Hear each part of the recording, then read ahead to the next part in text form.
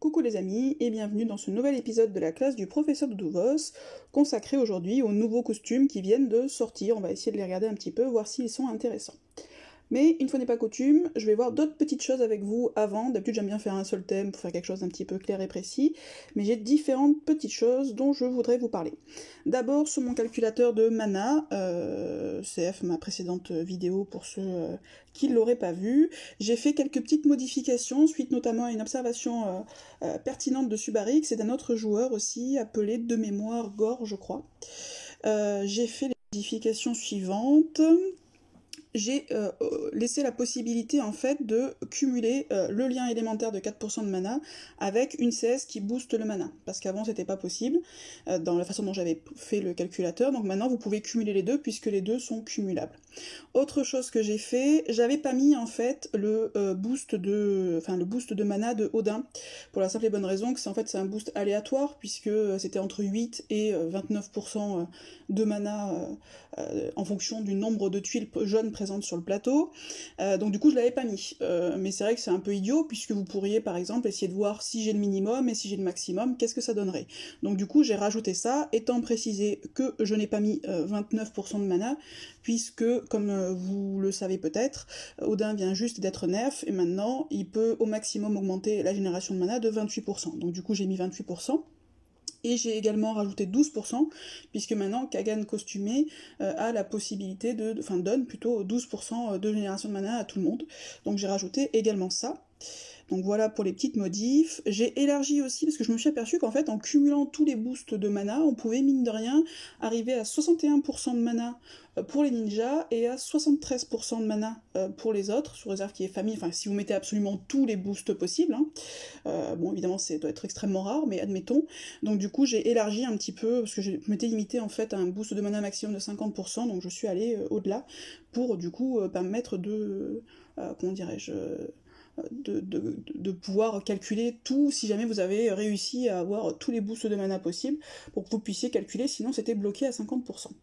Donc ça, c'est les petites modifications que j'ai faites sur mon calculateur de mana. J'ai également du coup fait un petit peu la même chose. Tac, j'ai aussi agrandi un peu les tableaux. Vous voyez, je suis allée un petit peu plus loin, jusqu'à 63% de mana par exemple en très rapide, 60% en rapide, 67% en moyen, etc.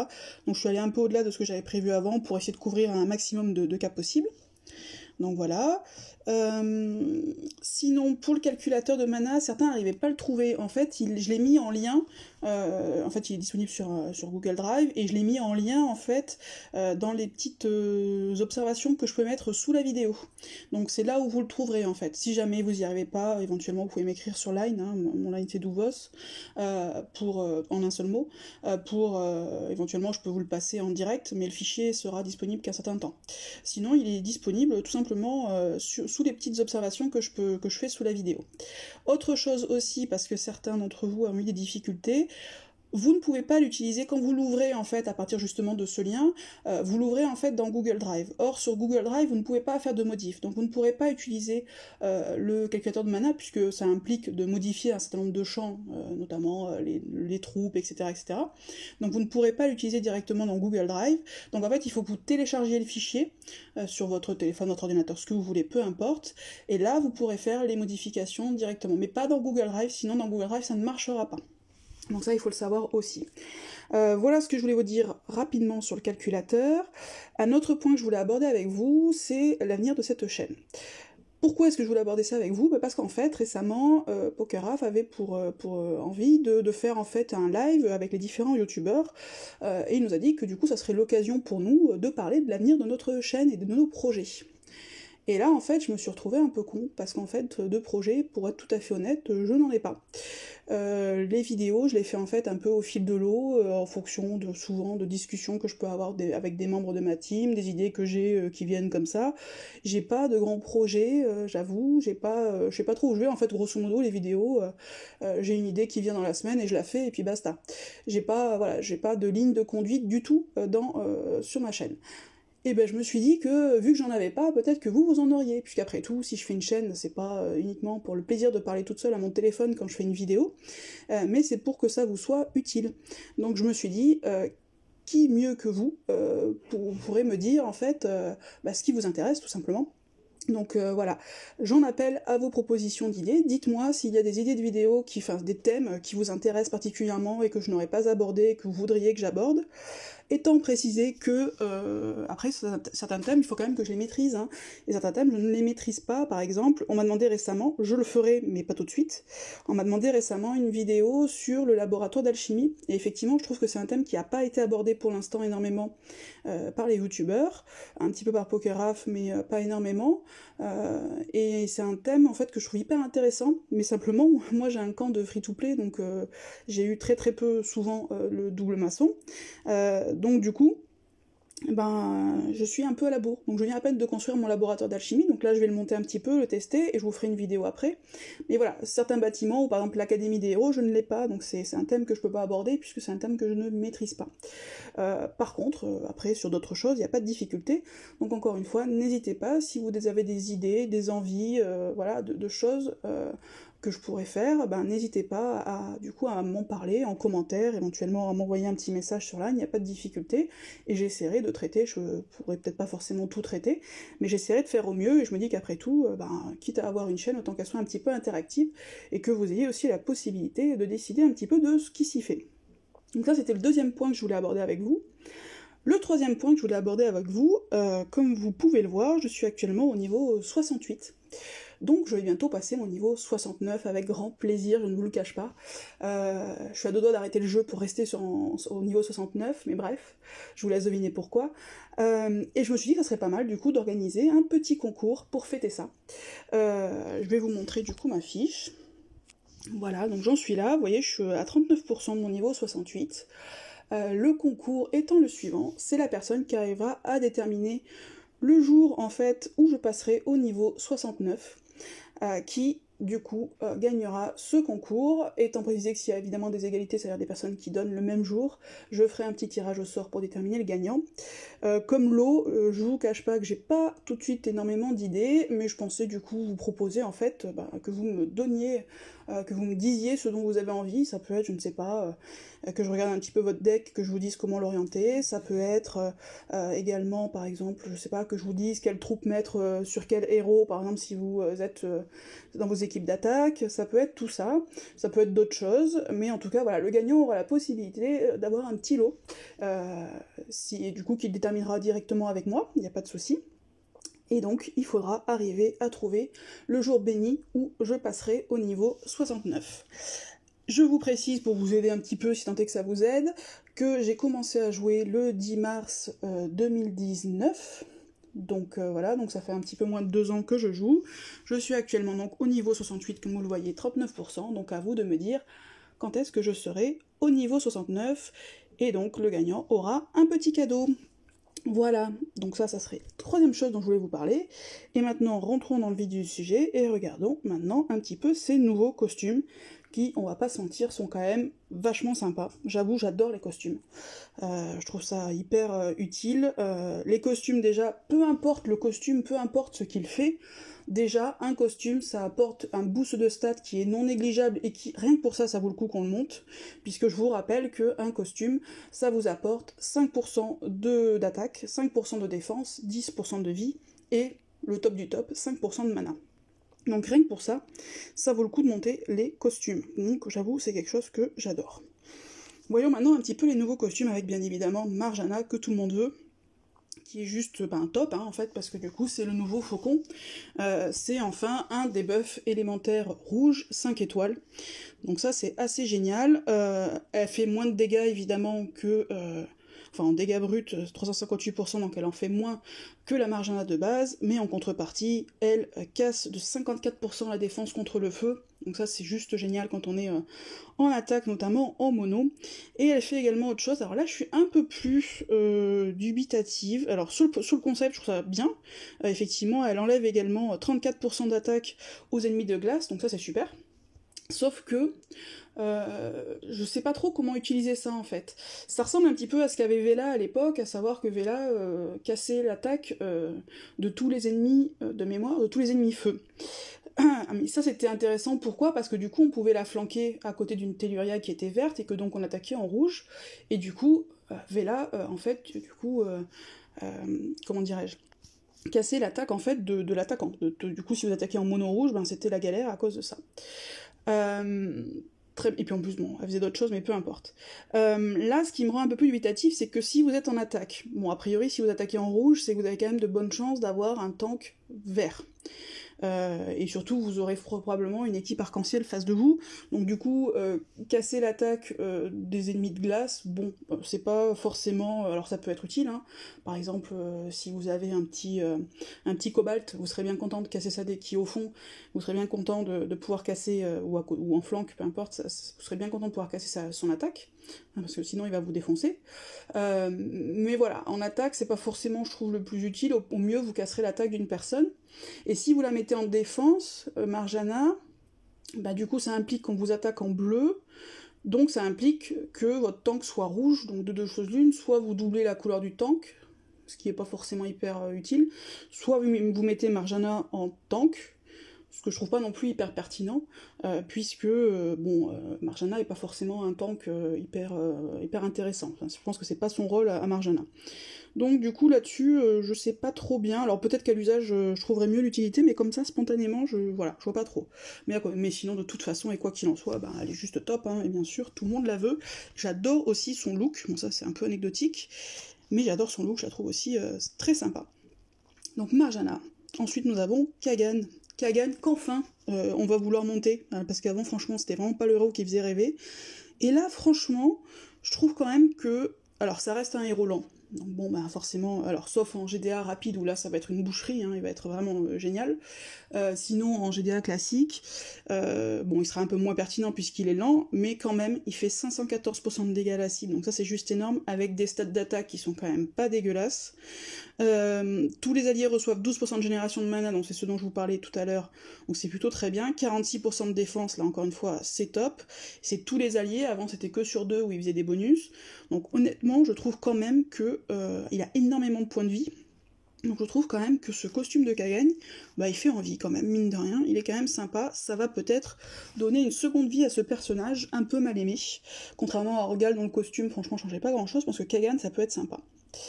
Ensuite, nous avons Wukong.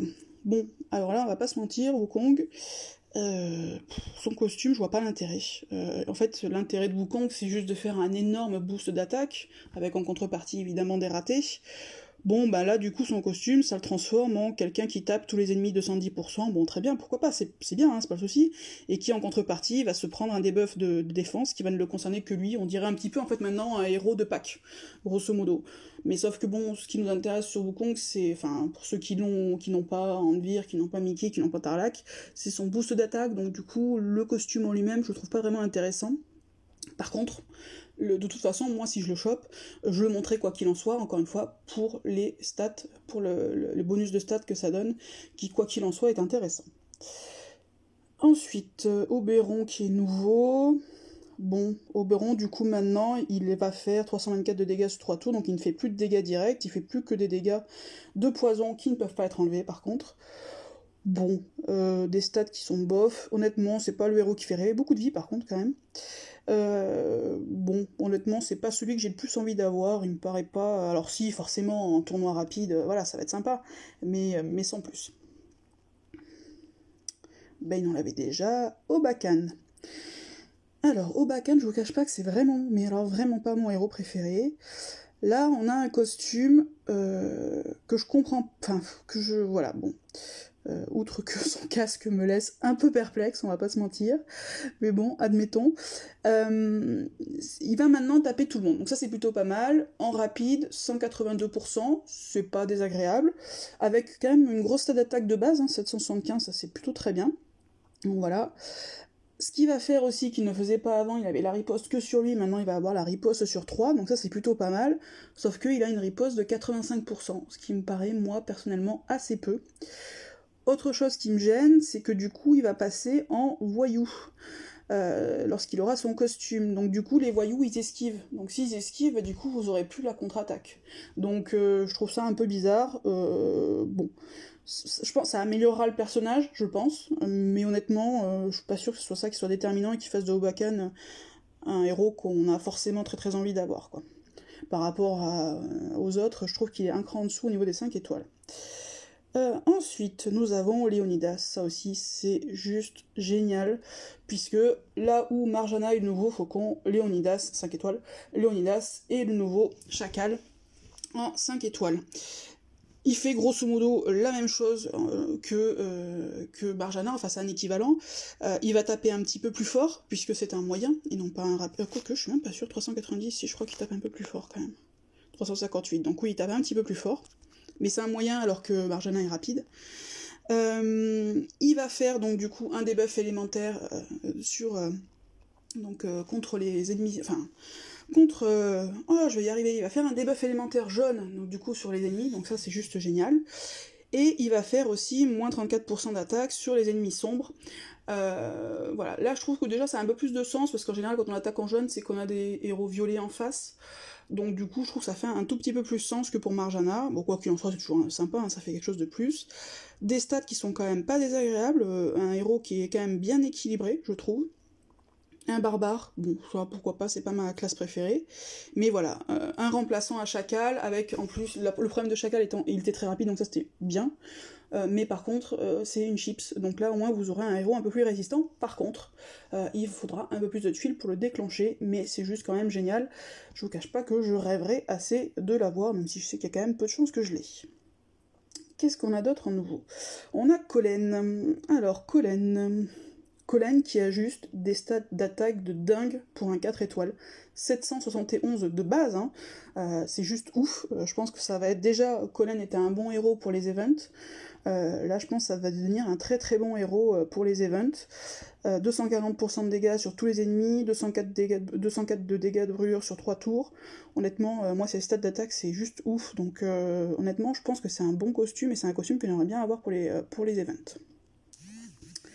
Kelani, pareil, ça sera un bon héros, je pense, pour les events, puisqu'elle fait 50% d'attaque pour 5 tours sur tous les alliés. Donc ça va être génial pour les monos jaunes 3 étoiles.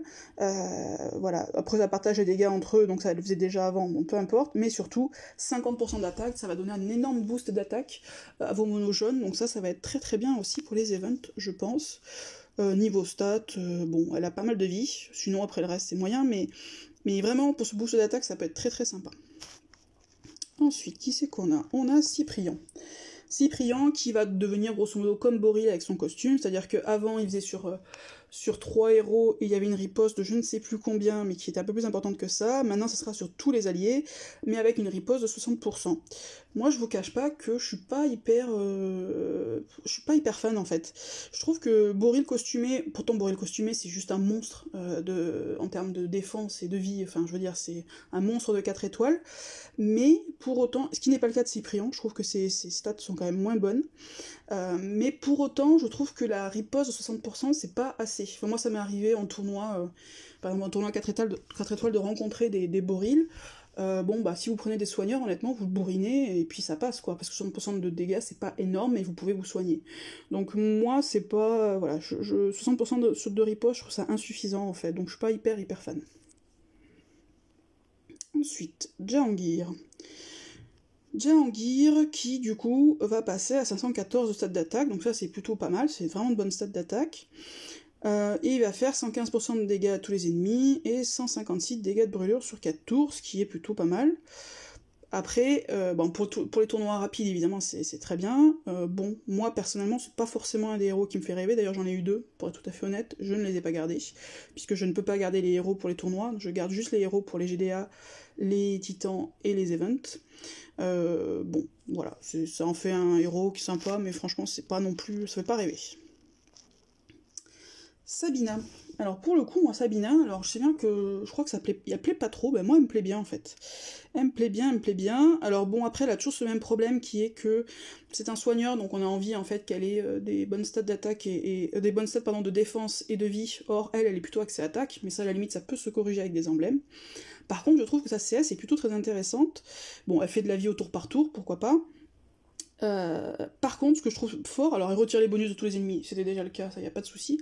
Par contre, ce que je trouve très fort, et que a par exemple Brume et que j'aime beaucoup, c'est qu'elle immunise les ennemis contre les nouveaux bonus pendant 3 tours. C'est-à-dire que non seulement elle va enlever les bonus, mais en plus elle va empêcher vos ennemis de les acquérir. Et ça, je trouve ça hyper utile, parce que en fait, ça rend certaines CS adverses complètement inutiles. Je prends par exemple, admettons que vous attaquez Sif, Sif, vous allez lever ses bonus, super, donc très bien. Vous, du coup, l'empêchez d'avoir de nouveaux bonus, donc ça vous permet quoi? Ça vous permet d'envoyer par exemple des tuiles sur Sif, elle va déclencher sa CS, sauf que sa CS ne servira à rien, puisqu'elle ne pourra pas avoir de riposte, ni de boost. Donc ça, je trouve ça plutôt super en fait.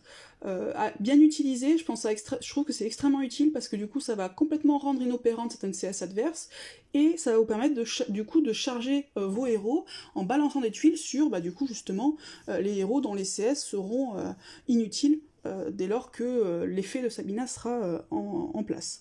Donc je la trouve plutôt très sympa, moi, Sabina. Même si, bon, elle est un cran en dessous de Regard Costumé, forcément, mais honnêtement, je pense qu'elle pourrait être très utile. Ensuite, nous avons Ganju. Je passe sur le visuel du costume, hein, on va pas trop en parler. Bon, bref. Qui devient, je trouve, pas inintéressant, parce qu'il a quand même de bonnes stats d'attaque, 519, c'est plutôt très bien. 220% de dégâts à la cible, réduit la cible de 40%. Honnêtement, je trouve ça pas mal, pourquoi pas pour les events. Moi, je le trouve plutôt pas désagréable, ce petit Ganju. Ça lui apporte là où il était quand même un petit peu à la ramasse avec le costume par rapport au costume de Ben. Du coup, je trouve que ça le rend un peu sympathique.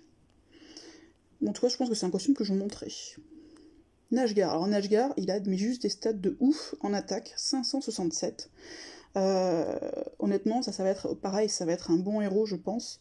Avant, on mettait des Namag, et éventuellement, si on n'en avait pas, des Rudolph. Moi, maintenant, à la place de mes Rudolph, je pense que je mettrais bien des Nashgar si j'en trouve, parce que 567%, je sais plus combien ils font, les Rudolph. En termes de stats d'attaque, ils sont... Vous voyez, Namag, il fait 526, mais il a son boost d'attaque, donc son berserk, qui le rend extrêmement utile. Bon, lui, il est à 540, vous voyez, 285% de dégâts à la cible. Tac, il faut que je le retrouve par contre. Tac. Alors, évidemment, c'est quand on le cherche qu'on ne le trouve pas. Ça, c'est fait.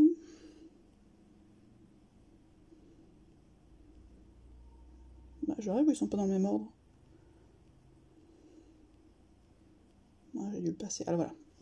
Vous voyez, 567, vous gagnez quand même pas mal au niveau des stats d'attaque. Il fait un peu moins mal, je veux dire, sur sa CS. Après, il faut rajouter les brûlures. Non, honnêtement, je pense que ça va être un bon héros d'event. Moi, je le remplace. Je pense que je remplacerai éventuellement mes Rudolph à des Nashgar si j'arrive à le choper. Qu'est-ce qu'on a d'autre? Donc ça, c'est déjà vu. Ciao. Ciao. Alors en fait, sa CS, 275% de dégâts à la cible, très bien, mais ce qui est intéressant, c'est la suite. Sur 4 tours, le lanceur vole à la cible le mana qu'il génère, en commençant par une faible quantité qui augmente à chaque tour, etc. etc. En fait, ça en fait tout simplement une mini Onatel. Sauf que, évidemment, c'est un 4 étoiles, donc les stats sont pas tout à fait les mêmes, bien évidemment. Par contre, la différence avec Onatel, c'est que Ciao, il est rapide. Donc honnêtement, je trouve que c'est une CS qui est plutôt sympa.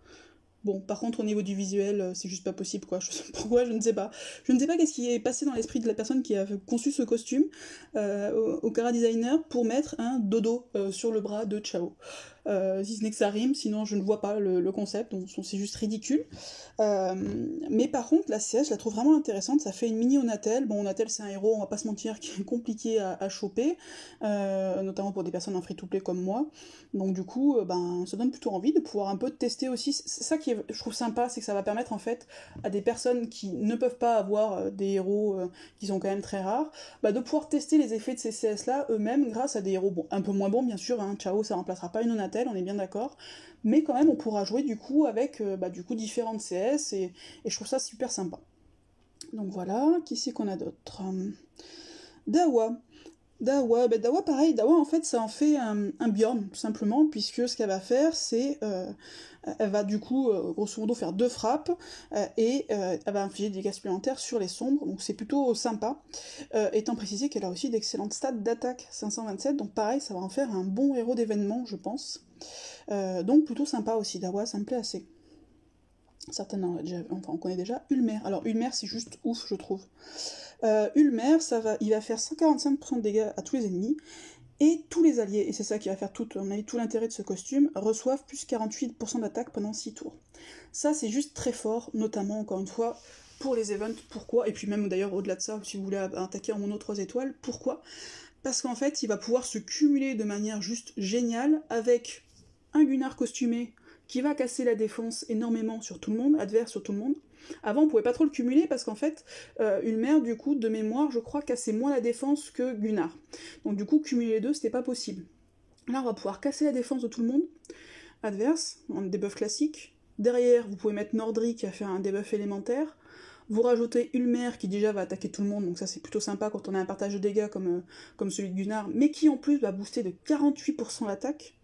Donc autant vous dire que vous allez avoir d'un côté, si vous faites ce type d'attaque-là, vous allez avoir un énorme casse-défense classique plus élémentaire, un énorme boost d'attaque, et après vous n'avez plus qu'à rajouter des cogneurs type, je sais pas, Caril costumé, ou peu importe, gâteau, ou voilà, peu importe, vous allez juste faire des dégâts de ouf.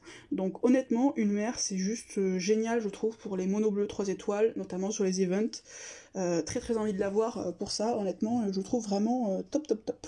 Avec en plus 522 de dégâts de stats d'attaque, ce qui est vraiment pas dégueu non plus. Donc génial, Ulmer, très très bon je pense, costume de héros 3 étoiles. Scarlett. Alors Scarlett, alors bon, elle a de bonnes stats d'attaque, 769, je me demande combien elle fait de base. Elle est où ma Scarlett? 767, donc pour le coup ça booste pas vraiment son attaque. Ah mince, je vais prendre encore 3 heures pour la retrouver. Bon, elle a toujours eu de bonnes stats d'attaque, de toute façon Scarlett c'est un peu son intérêt. Alors que je la retrouve... On commence à en faire quand même, mine de rien, des costumes quand même.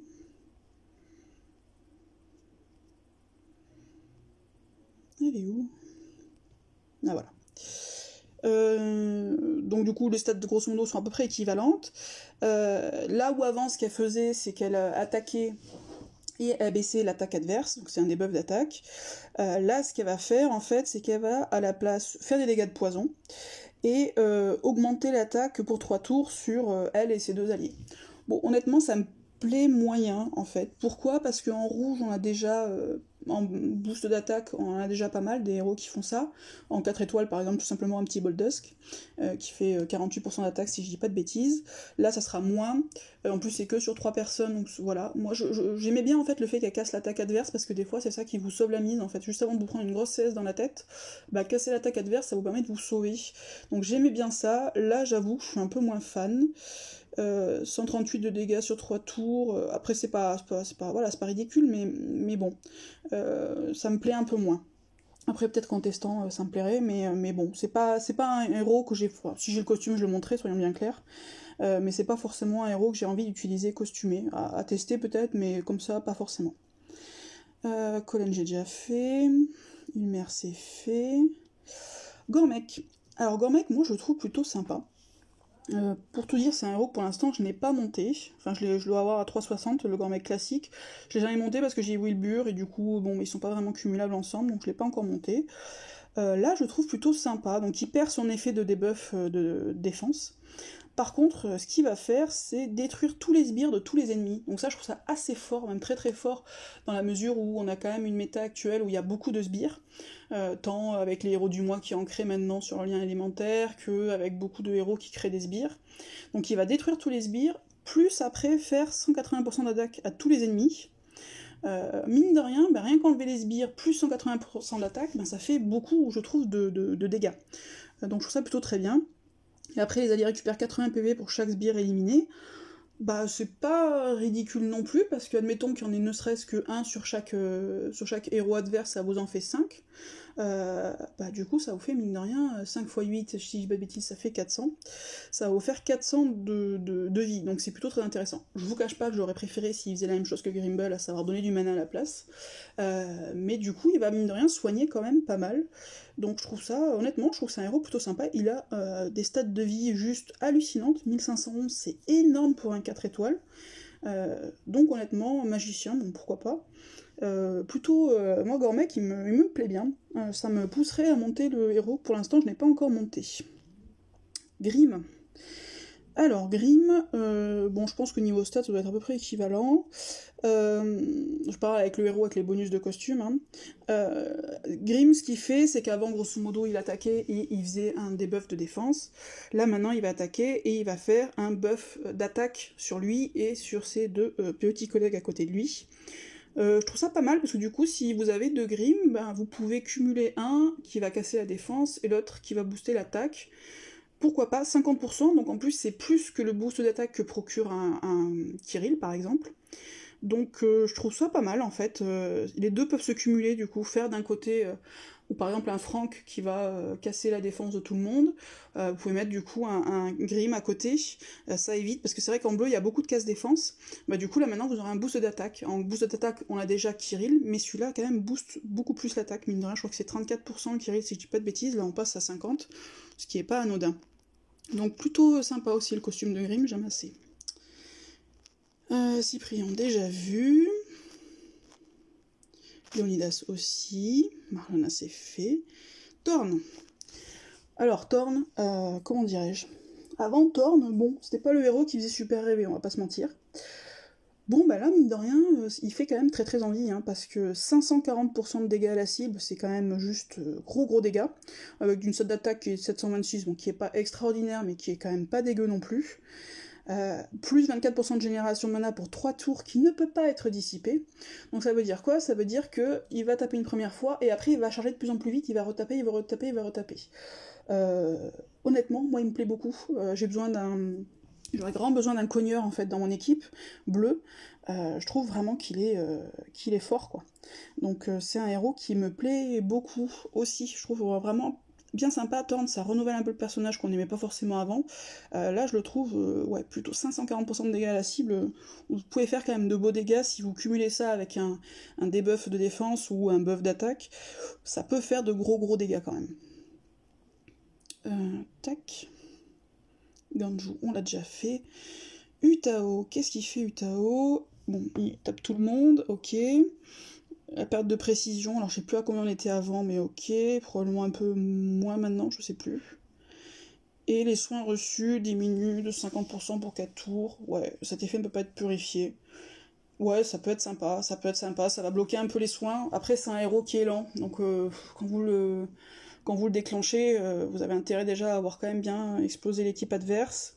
Sachant que j'ai l'impression, alors c'est peut-être qu'une impression, mais j'ai l'impression que les GDA soins n'existent plus.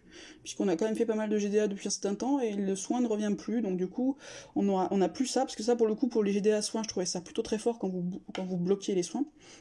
Là, bon, ça en fait un héros intéressant, assez costaud, hein, 744 de défense quand même, c'est pas mal.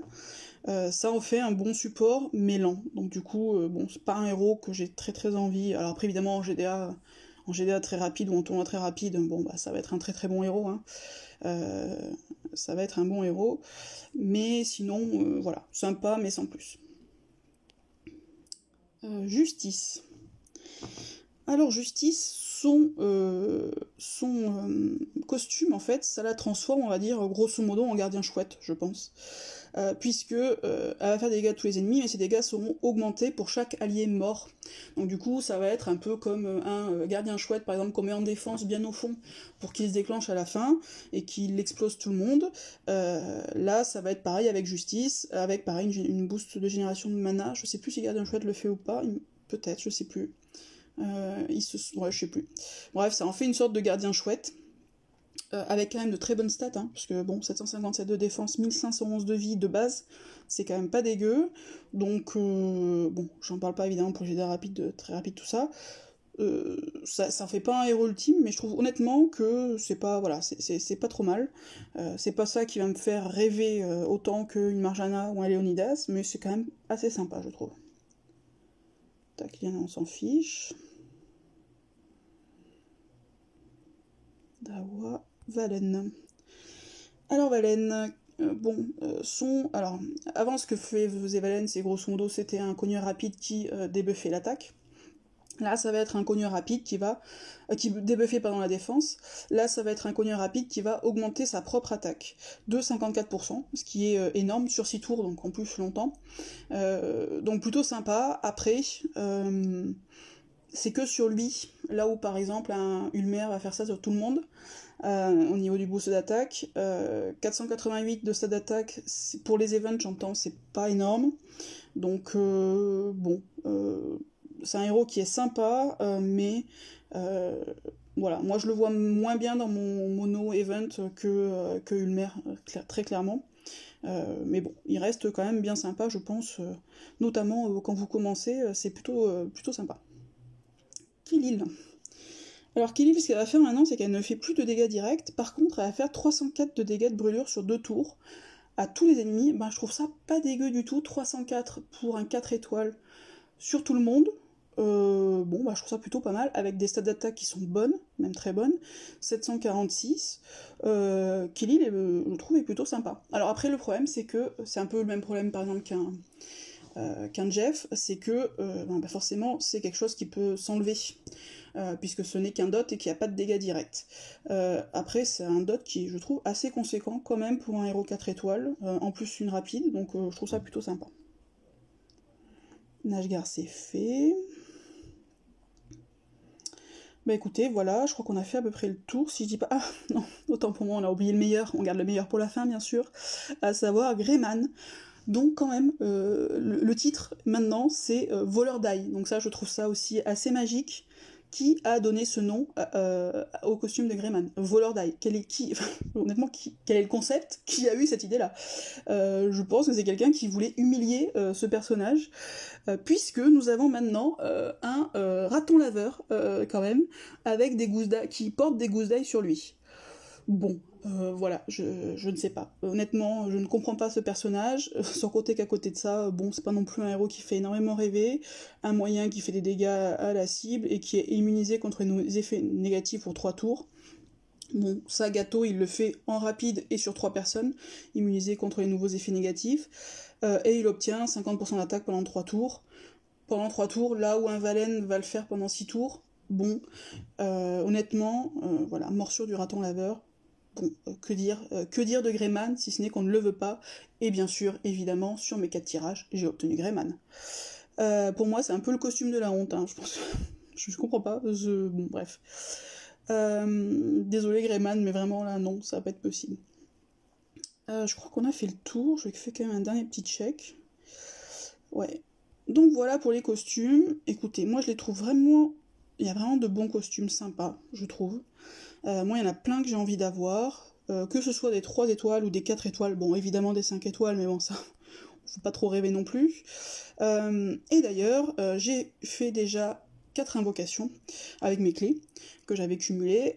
J'ai eu Ishtak, 2 Jahangir et donc ce fameux Greyman. Et ben j'ai bien envie d'en refaire, parce que je vous cache pas que bon, Marjana ça serait juste top, puisque je ne l'ai même pas comme héros classique, hors costume. J'adorerais avoir Marjana. Alors une Marjana costumée, je vous en parle même pas.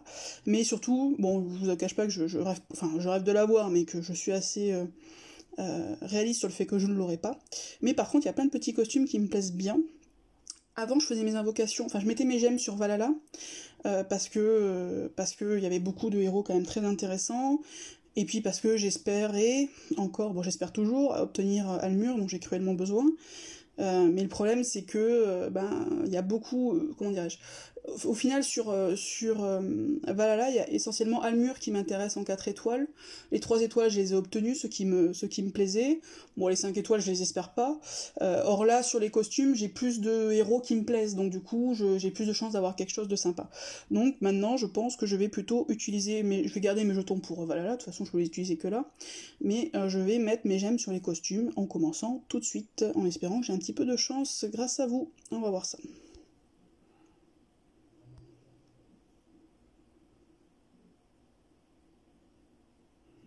Renfeld, bon bah je l'avais déjà, et pas forcément le costume qui me plaît le plus. En tout cas il m'est pas utile pour ce que moi je fais, donc du coup ça me sert pas à grand chose. Allez, espérons avoir un peu plus de chance sur la suite. Cacherec, ouh ça c'est bien, parce que je l'avais pas celui-là. Ah, très contente. très contente. J'avais jamais monté Cacherec en fait parce qu'à l'époque j'étais en tank bleu quand j'étais au niveau d'avoir un 4 étoiles en tank, donc du coup j'avais jamais monté Cacherec. Et puis après je trouve qu'en attaque il est pas très fort, enfin en tout cas là je trouve du coup ça en fait un mini Heimdall, donc ça plutôt très sympa, très sympa, je le montrais, je suis assez contente, c'est cool. Plutôt très bien. J'obtiens. J'ai tous les costumes de soigneur, sauf celui de. Évidemment, sauf celui de. Enfin, les nouveaux, plus celui de Rigard. Allez, c'est reparti. Une dernière. Oui, après, j'ai plus de sous. Allez, une dernière gemme. C'est parti. Ah bah, Scarlett. Bon, bah, le costume me plaît pas plus que ça, mais par contre, rien que pour le boost, de toute façon, de stats, je le montrais. C'est parce que j'aimerais bien voir combien ça va prendre en fait sans forcément utiliser son costume, mais juste avec les bonus. Donc bah écoutez, 2 costumes de 4 étoiles, c'est plutôt très bien, je suis plutôt très contente par rapport à mes 4 premières invocations où j'étais un petit peu désespérée. Cacherec plus Scarlett, bah écoutez, je suis plutôt contente, et on va donc finir cette vidéo sur cette bonne note. J'espère que ça vous aura été utile, et je vous souhaite une bonne fin de journée. Au revoir les amis.